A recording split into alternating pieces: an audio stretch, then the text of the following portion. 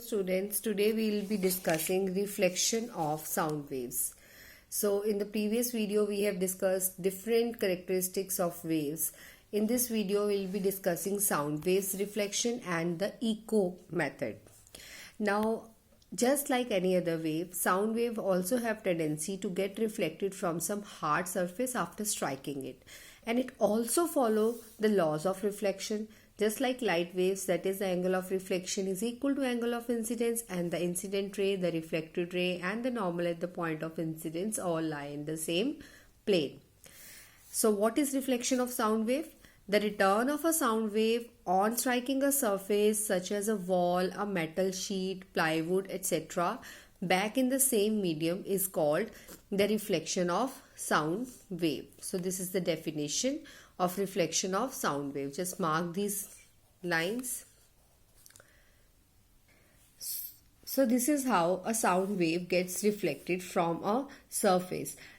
There is a difference in the reflection of sound wave from the reflection of light waves, that in sound waves you do not require a plain, smooth or a shining surface.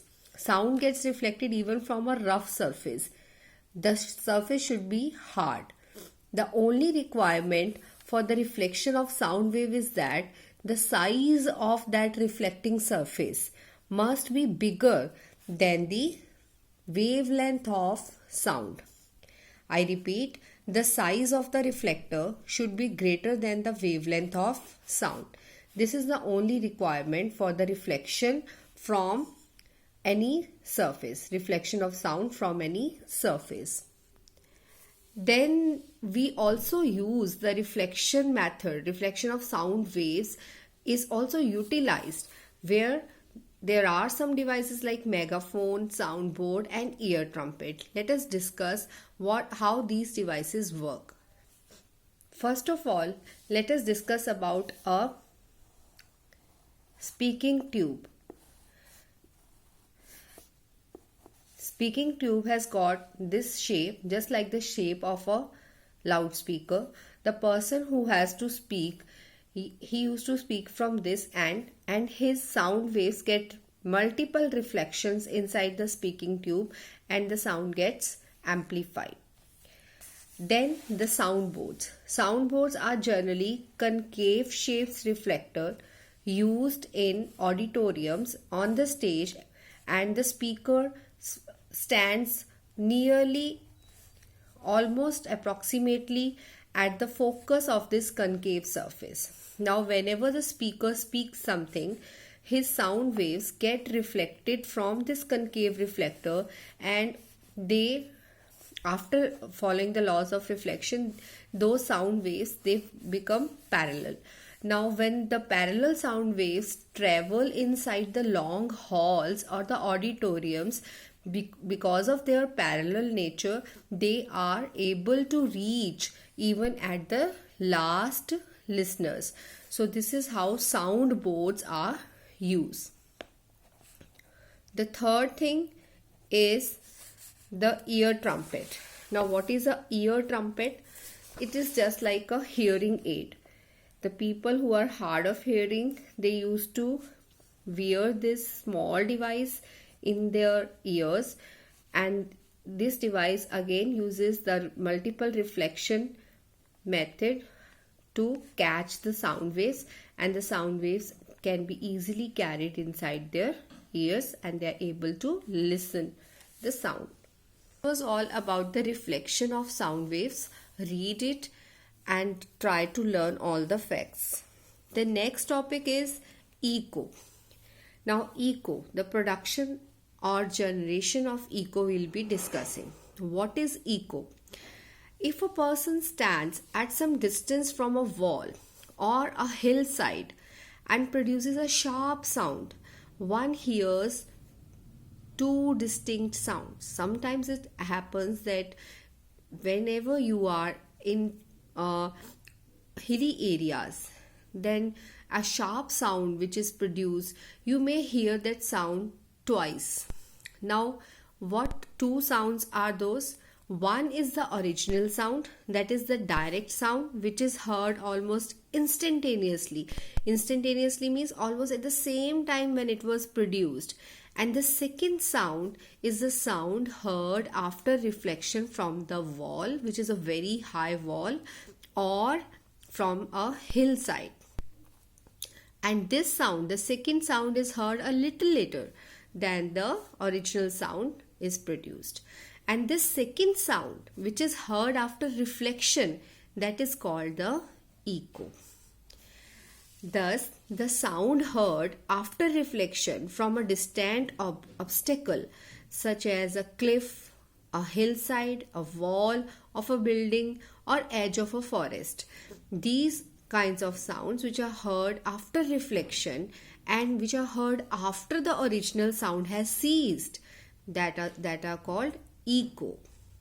I repeat, echo is the sound which is heard once you hear the original sound and that original sound has gone. Now the same kind of sound is heard after a few moments. So that sound which is reflected back from the obstacle and heard after the original sound, that is called echo.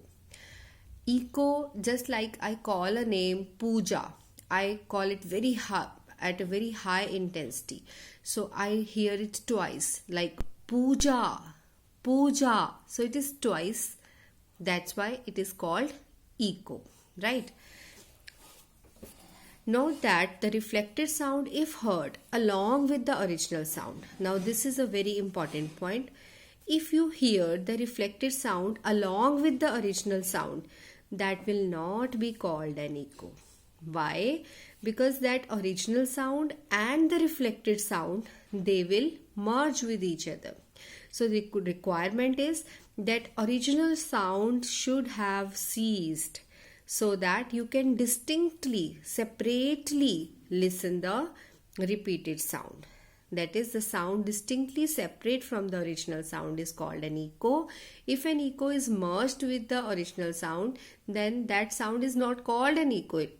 If the reflected sound is merged with the original sound, then we will not call it an echo. Echo is always that sound which is heard distinctly, separately from the original sound. Now let us discuss what should be the requirement or the condition for hearing an echo. Now students, let us discuss what should be the condition for listening an echo, for hearing an echo. See, our ears are sensitive for sounds and the frequency of audibility range we know.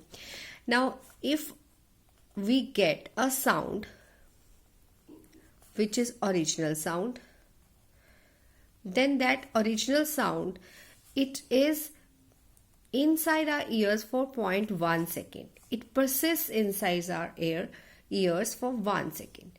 It means the persistence of hearing for a human ear is 0.1 second. Sorry, I called it 1 second. It is 0.1 second. It means that the reflected sound must reach our ears after 0.1 second. Otherwise, what will happen? That reflected sound will merge with the original sound. So what should we do? We can't control, we can't say कि sound should not enter our ears, we can't close our ears. So what shall we do? We will discuss that what should be the distance of that obstacle from the source of sound. So let us calculate what should be the distance of that source of sound and from that reflector. We know that speed is distance upon time. And for the reflection, if a distance is d of the reflector from the source, then the sound has to travel twice d distance, once going, once coming back. It means the distance becomes 2 times d, and the speed is distance upon time, that is v should be equal to 2 times d upon the time t. Now we know that time should be, at least minimum time should be 0.1 second. It may be more than that, minimum it should be this. and if I know the speed of sound in air, that is 340 meter per second approximately, then I can calculate this distance, and substituting the values of speed and time, the distance comes out 17 meter. What does it mean? That the reflector should be at least 17 meter from the source from the position of the observer, right? So the minimum distance should be 17 meter. This is called the condition for hearing and echo. So I repeat here, condition for hearing and echo is the distance, okay? And it depends upon this time. Sometimes what happens, the students, they write the condition is 0.1 second. No, this is due to the persistence of hearing. This is due to the human ear's persistence of hearing condition, that there should be a minimum distance. So we have calculated distance from this point. This point cannot be a condition. You should write that the distance of the source and the reflector should be 17 meter. So if I ask what are the three conditions for hearing and echo distinctly, first is the minimum distance between the source of the sound and the reflector.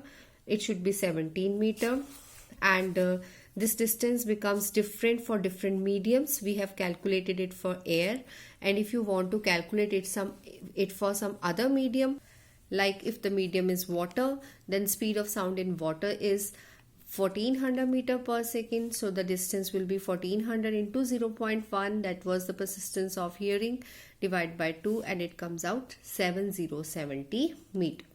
So it depends upon medium to medium. So first condition is minimum distance. Second condition is the size. The size of the reflector must be large enough as compared to the wavelength of the sound wave.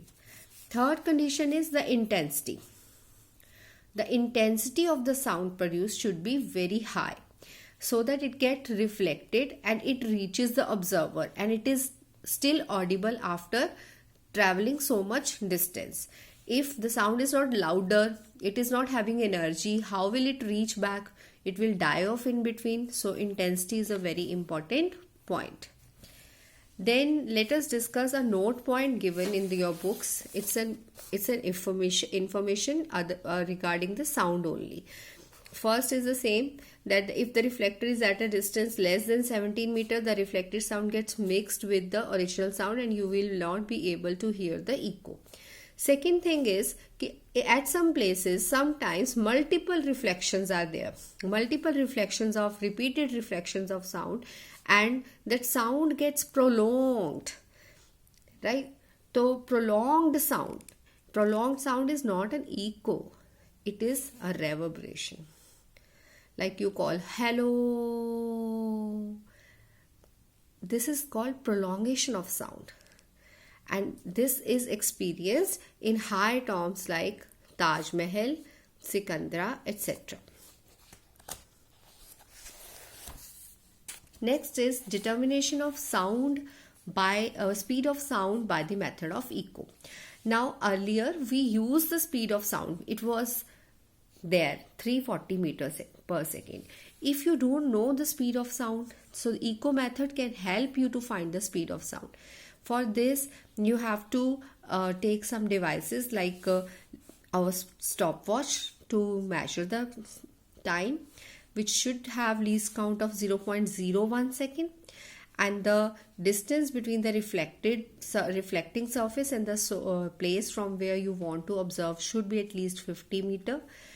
So if you are going to listen an echo, let us say echo of a gunshot, then you should start the stopwatch at the time when you produce sound, and then you observe back the echo, and then when echo is heard, the reflected sound is heard, you should switch off your stopwatch and note down the time.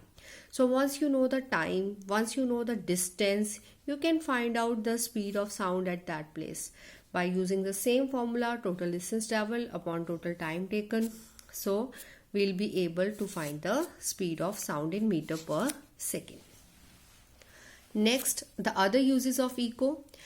Now, echo method is utilized to find out many things, like there'll be ranging method. You are finding the range of a particular distant object, so it has got many uses.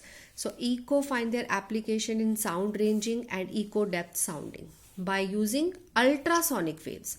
Now, why ultrasonic waves? Why not only simple sound waves of audible range 20 Hz to 20,000 Hz? Why ultrasonic waves are used for echo depth sounding or sound ranging? So there are three properties which ultrasonic waves have. We should write these three properties if a question is asked. Number one, ultrasonic waves have property to travel long distances undeviated. Deviation means bending from their path. Undeviation means that they do not bend from their path and they travel long distance in a straight path in which they are targeted. Second is they can be confined into narrow beams. Third is they do not get easily absorbed by the medium. And if a question is asked, why not you use simply audible sound waves? The reason is the above three properties are not possessed by our audible range frequency sounds.